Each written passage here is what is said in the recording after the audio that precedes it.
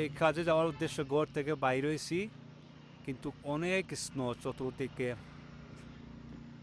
আসলে স্নোই new York সিটির জন্য অনেক একটা কষ্টের দিন। মানুষের কাজ সব কিছুতে একটা ব্যাঘাত ঘোরায়। স্কুল, এই যে কি অবস্থা, চতুর্দিকে অবস্থা অনেক খারাপ।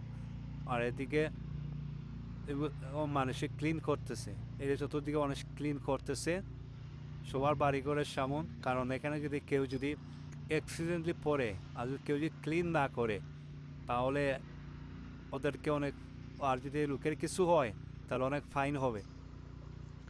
তাই ওরা ক্লিন করতেছে, পরিষ্কার রাখতেছে যাতে কারো ক্ষতি না হয়, কেউ পরে হাত পা ভেঙে না যায়, পিছলে পরে। এই যে স্পট ক্লিন করতেছে।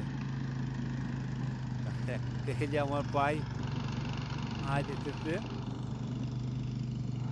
Good job.